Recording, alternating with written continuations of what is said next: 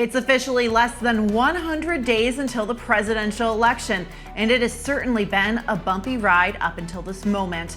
Now, with Kamala Harris taking over the ticket as the presumptive Democratic nominee, Republicans are scrambling to make sense of their new contender. Trump's message of unity lasted mere days, quickly hitting the campaign trail and the media circuit, launching attacks on his new challenger. And as the polling continues to flow in, Harris rides a wave of positive reception, clearing out gains the former president held in battleground states. Here to go on the record is Scott Tranter, Director of Data Science for Decision Desk HQ. Scott, let's jump right into the Veep stakes conversation. Vice President Kamala Harris is gearing up for the chance to become the first female president of the United States, but according to a New Times and Say24 survey, the number of Americans ready for a female president has dropped 9 points since 2015. Now, Scott, the majority of the top contenders for Kamala Harris's vice presidential pick are men. We know that Michigan Governor Gretchen Whitmer has been floated as a potential pick, but she says she wants to stay in Michigan, be a governor, and be an ally to a Harris campaign and potentially a Harris administration. But do you think polling like this from that poll plays a major role in the vice president's pick of the person who, in a way, sort of replaces her? Yeah, no, look, these are the types of polls that no campaign wants to admit they're reading in the back, and they're probably pulling on themselves. Especially given how crazy this election cycle has been. This VP pick is going to be a little bit more consequential both for the news cycle as well as for the electoral politics of the campaign. So this means a lot. I think it's something the campaign's looking closely at. So we're seeing new polling continuing to filter in between Vice President Harris and former President Trump. So what's the latest Decision Desk HQ forecasting in some of these swing states? We had a big poll from the Hill and Emerson College last week showing Harris starting to narrow the gap that existed between former President Trump and President Biden. Yeah, so we've had just shy of 20 polls post-Biden dropout. The vast majority of those are national polls.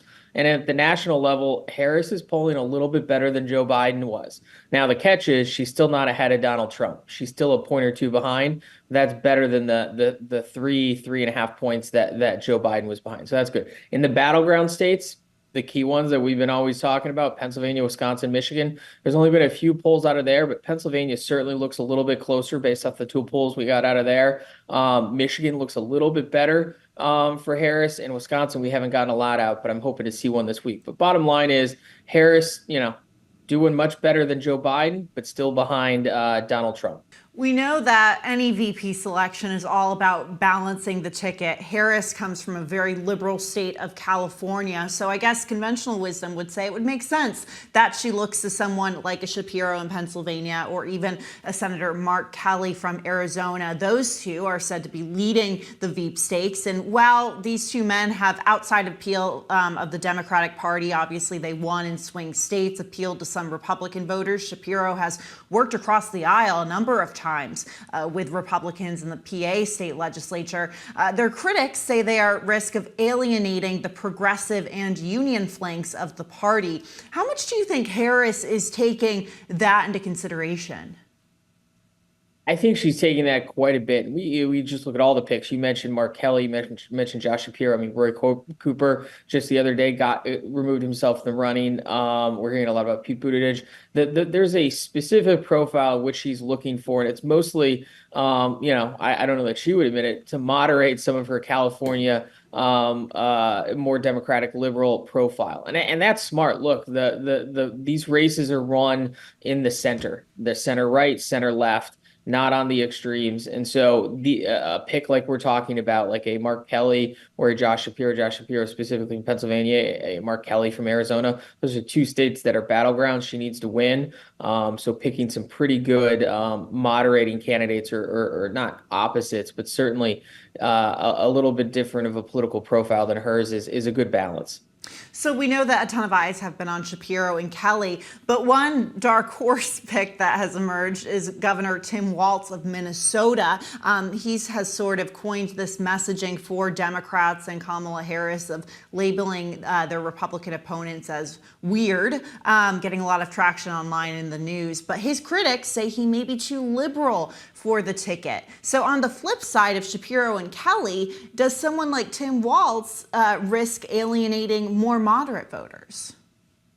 Yeah, no, it's interesting. As a former Minnesotan myself, Minnesota is tended to go more Democratic. Tim Walz seems to be, especially when he was in Congress, seemed to be a little bit more to the left than Minnesota as a whole. The Trump campaign thinks that they can play in Minnesota, which I think is interesting. Look, Tim Walz, good candidate, good campaigner, obviously a rising star, but he is significantly more progressive than, say, the Josh Shapiro, Mark Kelly we talked about before. So, I think he's making a run at it, but I think the campaign's going to go a little bit someone more center left than Tim Walz. So another name that has been floated and really gaining a lot more traction increasingly in the news media and also online is Transportation Secretary Pete Buttigieg. He seems to be replicating that 2020 media strategy of literally going everywhere. In fact, over the weekend, he was on Fox News Sunday, then went on MSNBC and sat down with former White House press secretary under President Biden, Jen Psaki. Do you think this is a good way to audition to be running mates, showing that you can appeal to different audiences while at the same time, ultimately appealing to different groups of voters? Yeah, look, not only that, the Jen Psaki, he's one of the few administration officials that occasionally goes on Fox News, and he appears to be doing pretty well at it. I'm surprised it took us this long in the VP cycle. I say long, it's only been about a week. But his name came on, it was late. He wasn't in the initial batch, and he's certainly doing the rounds. Look, he's a tough pick because Indiana is not necessarily in play. He's got a record he's going to have to defend as the Secretary of Transportation. He's a little bit younger, but his TV appearances are good, especially considering this is going to be a TV media clip, TikTok clip type of an election.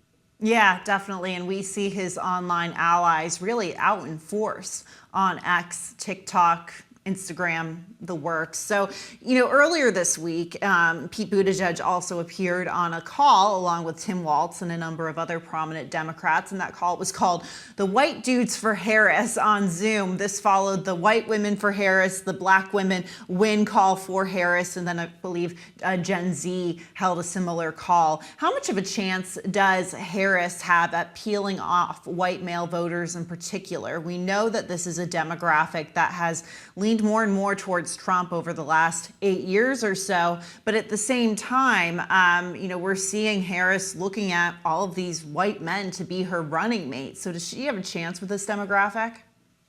It's interesting. She certainly got a fresher chance than Joe Biden does or did. Joe Biden did pretty well with that segment in 2020. But as you pointed out, the Democrats have been seeding that segment quite a bit. And as much as we like to talk about it, white males make up a huge majority of, not huge majority, but a huge segment of the electorate. So even moving that segment 5 or 10 points one way is going to have a pretty big impact, especially in states like Pennsylvania, Wisconsin. Look, she's got to do a little bit better in that segment than Joe Biden was trending. So that's where some of these picks are interesting. I found it interesting who all the celebrities you hear on that call, the Joe Burrows, some of these venture capitalists out of Silicon Valley, those types of things. It's certainly getting some excitement. We'll see if it plays out because, Donald Trump and his pick, JD Vance is also supposed to be going after the white male segment as well. So, that is going to be a battleground the same way that we've been talking about the African-American segment, the Hispanic segment.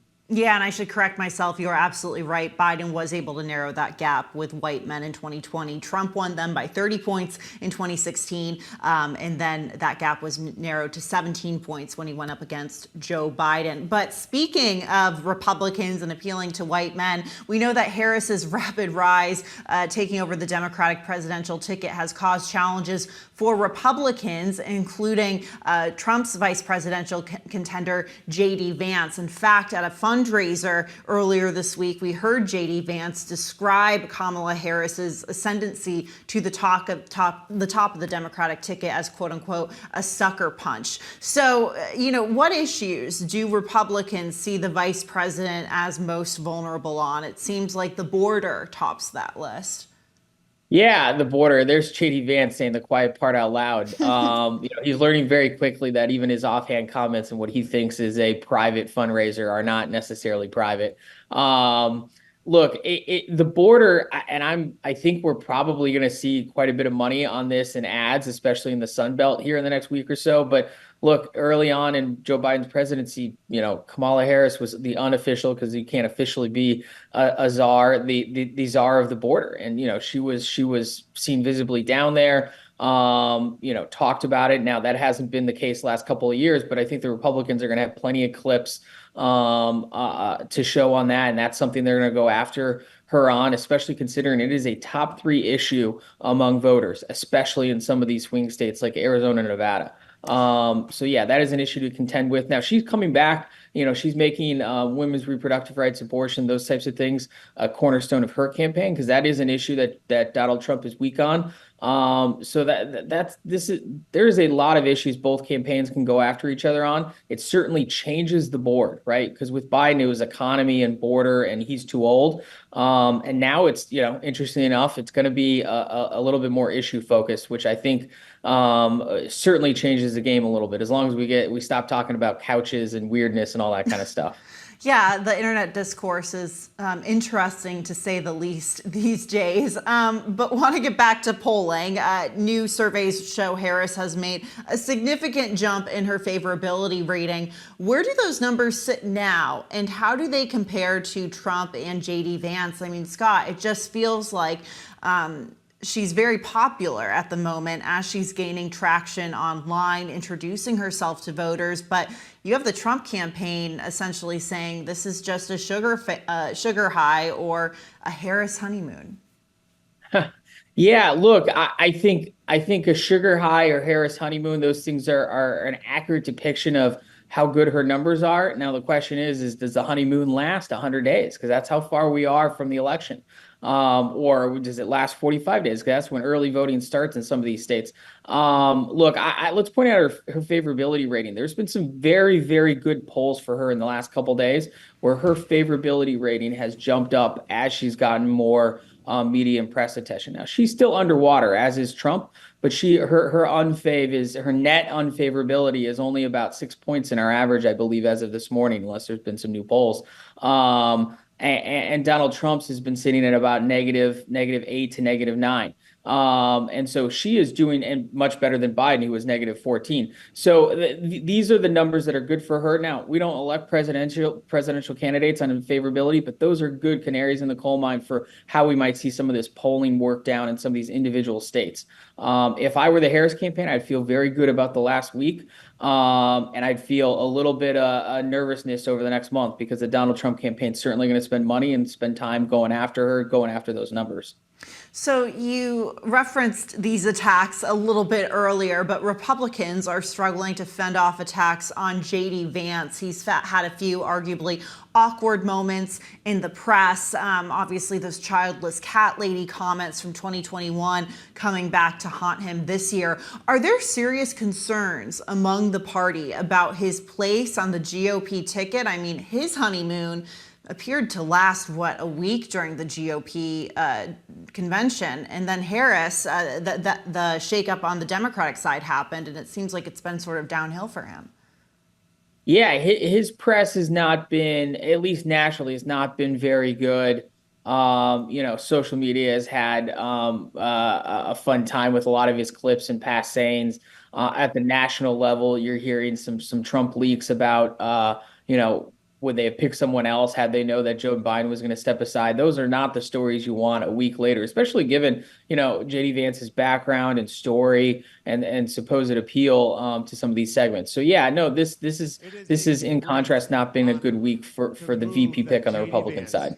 So I want to move to some of those comments that I mentioned before, his Childless Cat Lady comments. All of this, I guess opposition research and these past clips, they're coming back to haunt him.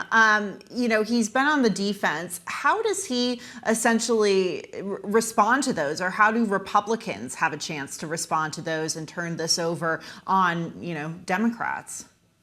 So he's got an interesting strategy to respond to those, right? I think I saw the quote when they asked about the childless cat ladies. He said he didn't have anything against cats. Now that's a strategy.